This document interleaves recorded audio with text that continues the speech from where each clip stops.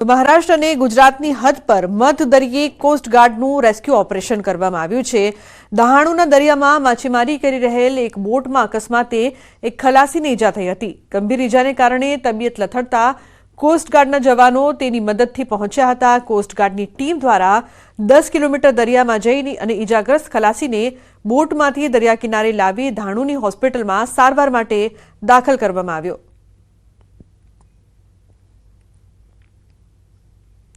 તો સોનાની જેમ ચાંદીમાં હોલમાર્ક મારવા માટે રજૂઆત કરવામાં આવી છે। સાંસદ મુકેશ દલાલે રાજ્યકક્ષાના મંત્રીને કરી છે રજૂઆત। મંત્રી નીમુબેન બાંભણિયાની રજૂઆત કરી। મુકેશ દલાલે જ્વેલરી એસોસિએશનના હોદ્દેદારોને સાથે રાખીને કેન્દ્રીય ઉપભોક્તા ખાદ્ય અને જાહેર વિતરણ વ્યવસ્થા રાજ્યકક્ષાના મંત્રીને પાઠવ્યો છે પત્ર। મંત્રી નીમુબેન બાંભણિયાને મળી ગ્રાહકો સાથે ચાંદીની ખરીદના સમયે છેતરપિંડી અંગે રજૂઆત કરી।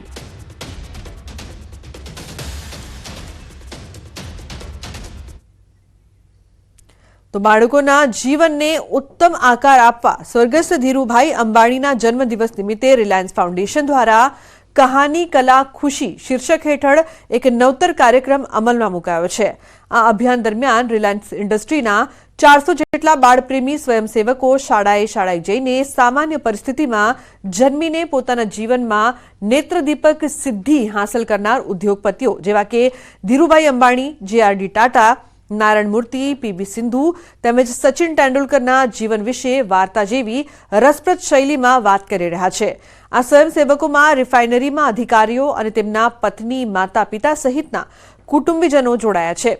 રિલાયન્સ દ્વારા ધનરાજ નથવાણીના માર્ગદર્શનમાં નિરંતર થતી શિક્ષણ, આરોગ્ય, રોજગાર, મહિલા ઉત્કર્ષની અનેકવિધ પ્રવૃત્તિઓમાં ઉમેરાયેલ આ પ્રાથમિક શાળા કક્ષાથી જ વ્યક્તિત્વ ઘડતરના અભિગમને વાલીઓ, શિક્ષકો અને બાળ ઉછેર સાથે સંકળાયેલ મહાનુભાવો અને સંસ્થાઓ તરફથી વ્યાપક આવકાર મળ્યો છે।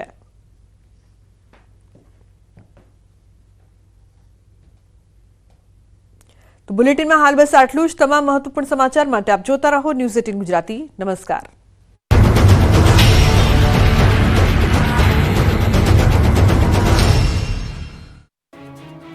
ગુજરાતમાં આંધ્રપ્રદેશથી રક્તચંદન પહોંચી ગયું।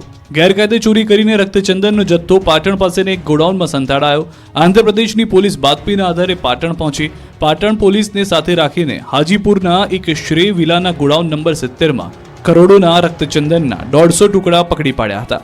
સાથે 3 આરોપીની ધરપકડ કરવામાં આવી। પકડાયેલા આરોપીઓએ પાટણ સુધી ચોરીના ચંદનનું વેચાણ કર્યું હોવાની કબૂલાત કરી, જેથી આંધ્રપ્રદેશની પોલીસની ટુકડી સવારે પાટણ પહોંચી અને સ્થાનિક પોલીસની મદદથી હાજીપુરના ગોડાઉનમાંથી ચંદનના લાકડા કબજે કર્યા। પાટણમાં મળી આવેલ રક્તચંદન આંધ્રપ્રદેશથી ફિલ્મી સ્ટાઇલમાં આવ્યું હોવાનું મનાય છે।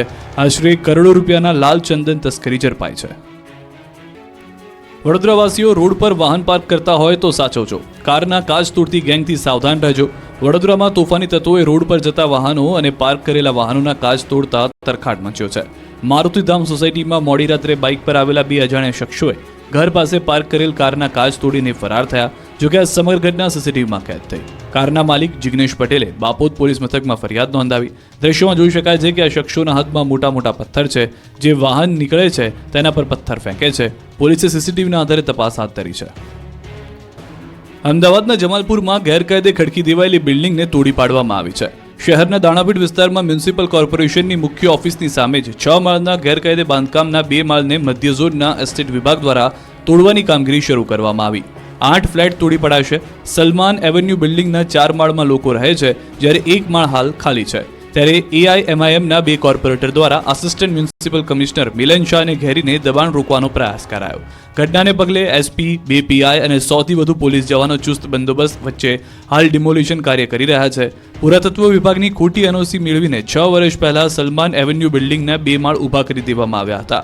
6 વખત બિલ્ડિંગને ગેરકાયદેસર બાંધકામ બાબતે સીલ કરી હોવા છતાં પણ તેનો વપરાશ ચાલુ રાખવામાં આવતા સવારે મધ્ય ઝોનના એસ્ટેટ વિભાગ દ્વારા 100થી વધારે પોલીસ કર્મચારીઓ અને ફાયર બ્રિગેડના ચુસ્ત બંદોબસ્ત વચ્ચે મકાન ખાલી કરાવી પ્રક્રિયા શરૂ કરવામાં આવી હતી। જે દરમિયાન એક મહિલાની તબિયત ખરાબ થતાં 108 મારફતે સારવાર માટે હોસ્પિટલ ખસેડવામાં આવ્યા છે।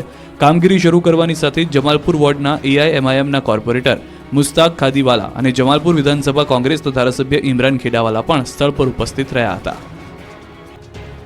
સ્ટેટ ટેક્સ ઇન્સ્પેક્ટર એટલે કે STI વર્ગ 3ની ભરતી પરીક્ષાની તારીખ જાહેર કરવામાં આવી છે. GPSC દ્વારા 22 ડિસેમ્બરના રોજ STI વર્ગ 3ની ભરતીની પરીક્ષા લેવાશે. 754 કેન્દ્ર પર પરીક્ષા લેવામાં આવશે. આ ભરતી પરીક્ષા માટે 1,85,000 ઉમેદવારોએ સંમતિપત્ર ભર્યા છે. પ્રથમવાર ઉમેદવારોને બાજુના જિલ્લામાં પરીક્ષા કેન્દ્રો ફાળવાયા છે. પરીક્ષા કેન્દ્રોમાં કોઈ ગરબડ ન થાય તે માટે આ નિર્ણય લેવાયો. વનરક્ષકની પરીક્ષામાં 2022માં ગેરરીતિ થઈ હતી. હવે કાળજી લેવા STIની પરીક્ષા અન્ય જિલ્લામાં લેવાનો નિર્ણય કરવામાં આવ્યો. સવારે 11 થી બપોરે 1 વાગ્યા સુધીનું 3 કલાકનું પેપર હશે. STIની પરીક્ષામાં પ્રવેશ પહેલા બાયોમેટ્રિક લેવામાં આવશે. ભવિષ્યમાં અન્ય પરીક્ષાઓમાં પણ બાયોમેટ્રિક લાવવામાં આવશે. દિવ્યાંગ ઉમેદવારોને ગ્રાઉન્ડ ફ્લોર પર પરીક્ષા આપવાની સગવડ કરાઈ છે. ઉમેદવારોની જરૂરિયાત મુજબ ST બસ વધારે મૂકવામાં આવશે. વલસાડ તાલુકાના 2 ગામની પ્રાથમિક શાળામાં શિક્ષક તરીકે ફરજ બજાવતું એક શિક્ષક દંપતી છેલ્લા 4 મહિનાથી શાળામાં સતત ગેરહાજર રહેતા શાળામાં અભ્યાસ કરતા વિદ્યાર્થીઓનું ભણતર પણ અટકી ગયું છે. લોકોએ તપાસ કરતા આ બંને પતિ પત્ની શિક્ષક દંપતી માત્ર વોટ્સએપ પર મેસેજ કરી રજા પર ઉતરી વિદેશ જતા રહ્યા હોવાનું બહાર આવ્યું છે. વલસાડ તાલુકાના અંડરગોટા ગામની જિલ્લા પંચાયત શિક્ષણ સમિતિ દ્વારા સંચાલિત અંડરગોટા પ્રાથમિક શાળામાં આ શિક્ષકો નોકરી કરે છે. ધોરણ 6, 7 અને 8માં સંસ્કૃત અને ગુજરાતી વિષય ભણાવતા શિક્ષક ભાર્ગવકુમાર પંડ્યા છેલ્લા 4 મહિનાથી શાળામાં હાજર ન રહેતા પોલ ખુલી છે.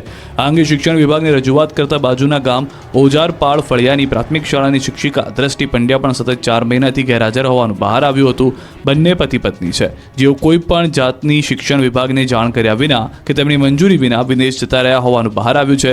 નોટિસનો પણ જવાબ નહીં આપતા હવે શિક્ષણ વિભાગ દ્વારા તેમના વિરુદ્ધ કાયદેસરની કાર્યવાહી હાથ ધરી છે. જૂનાગઢમાં અપાગીગાની જગ્યા સત્તાધારના મહંત વિજય ભગતનો વિવાદ શમવાનું નામ નથી લઈ રહ્યો.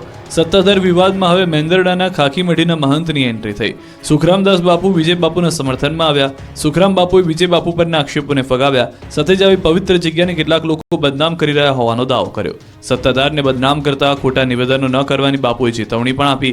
સત્તાધારના મહંત વિજય ભગત પર તેમના ભાઈ નીતિન ચાવડાએ વ્યાભિચાર સહિતના ગંભીર આક્ષેપો કર્યા છે. જોકે વિજય ભગતે આ આક્ષેપોને ફગાવ્યા છે અને સમાજને ગેરમાર્ગે દોરવામાં આવી રહ્યો હોવાનું નિવેદન આપ્યું. બીજી તરફ સમગ્ર વિવાદ મામલે ભાવનગરમાં નીતિન ચાવડાના ઘરે વિસાવદર પોલીસ નિવેદન માટે પહોંચી હતી. નીતિન ચાવડાનું નિવેદન લીધું છે જેના ગંભીર આક્ષેપોથી ચકચાર મચી છે.